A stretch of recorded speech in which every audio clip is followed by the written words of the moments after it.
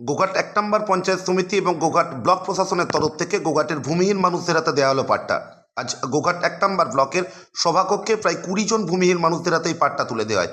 উপস্থিত ছিলেন আরামবাগ লোকসভা কেন্দ্রের সাংসদ মিতালি বাগ, গোঘাট ১ নম্বর পঞ্চায়েত সমিতির সভাপতি বিজয় রায়, বনভূমি কর্মাধ্যক্ষ সঞ্জয় খান সহ আরও অন্যান্য জনপ্রতিনিধিরা।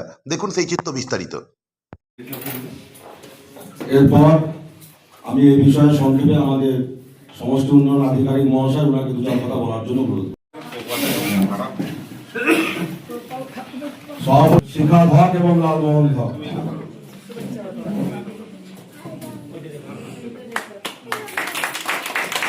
এরপর আছে সম্পাদক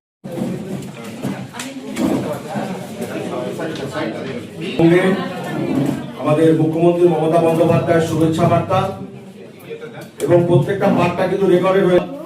মিতালি বাগ মহাশয় একটু হাততালি দিন প্রত্যেকে। ধন্যবাদ। তাকিয়ে দিদি বার্তা পেয়ে খুশি হয়েছেন তো? সবাই খুশি। পরে আছেন, আজকে আপনারা প্রত্যেকেই জানেন যে ২৮ তারিখে আমাদের মুখ্যমন্ত্রী মমতা বন্দ্যোপাধ্যায় সিঙ্গুর থেকে একগুচ্ছ প্রকল্পের সাথে সাথে ভূমিহীনদের পাট্টা প্রদান কর্মসূচি শুরু করেছিলেন। আমার গোঘাট ১ নম্বর পঞ্চায়েত সমিতির পক্ষ থেকে এবং ১ নম্বর ব্লক আধিকারিকের পক্ষ থেকে আমরা আমাদের যে ফাইল পড়েছিল সেই ফাইলগুলো আমরা প্রত্যেকে জয়েন্ট এনকোয়ারি করেছি। জয়েন্ট এনকোয়ারি করে যারা পাট্টা পাওয়ার যোগ্য সেই মানুষগুলোকে চিহ্নিত করে আমরা তাদের পাট্টা রেডি করে পাট্টা তাদের রেকর্ড করিয়ে তাদের সার্টিফিকেট সহ আজকে আমরা তাদের হাতে তুলে দিলাম। এর আগে আমরা দিয়েছিলাম গোঘাট ২ নম্বর থেকে আমরা দিয়েছিলাম ১০ জনকে, আজকে দিলাম ২০ জনকে জয়েন্ট পাট্টা। আমি সঞ্জয় খান, ভূমি কর্মাধ্যক্ষ, গোঘাট ১ নম্বর পঞ্চায়েত সমিতি। কি বলবেন? দেখুন, বাংলার মুখ্যমন্ত্রী মমতা ব্যানার্জির বদান্যতায় গরিব মানুষের মাথার উপর ছাদ আমরা আগেই পেয়েছি। আপনারা লক্ষ্য করেছেন সিঙ্গুরের জনসভা থেকে উনি ২০ লক্ষ মানুষকে বাড়ির ছাদ দিয়েছেন, কিন্তু এই ঘর করতে গিয়ে বহু মানুষের বহু সমস্যার সম্মুখীন আমরা হয়েছি এবং তার সাথে সাথে বেনিফিশিয়ারিরাও হয়েছে।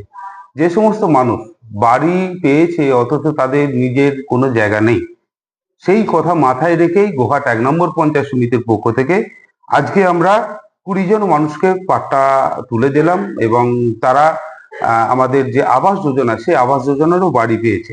এই পাট্টা পাওয়ার পর তারা নিজের জায়গাতে তারা বাংলা আবাস যোজনা প্রকল্পের বাড়ি করতে পারবে এবং এখানে বহু মানুষ রয়েছে যারা অলরেডি পাট্টা জায়গা দখল করে রয়েছে, ১ নম্বর খতিয়ান দখল করে রয়েছে, কিন্তু তাদের নামে ছিল না।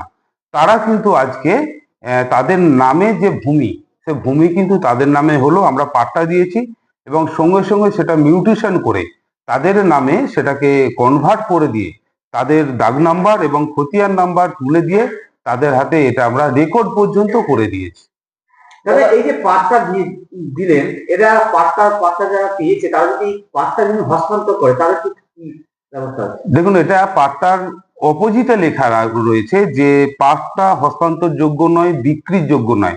এর জন্য কিন্তু জেল এবং জরিমানা এবং পরবর্তীতে সেই দাগ বা সেই খতিয়ান বাজেয়াপ্ত হবে এবং সেটা আবার সরকারি ১ নম্বর খতিয়ানে চলে আসতে পারে।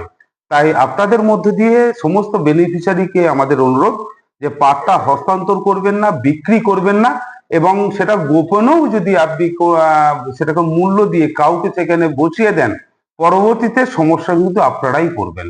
এই বিষয়টা আপনারা আপনাদের মধ্যে দিয়ে এটা সতর্ক করে দিতে চাইছি। বিজয় রায়, গোঘাট ১ নম্বর পঞ্চায়েত সমিতির সভাপতি।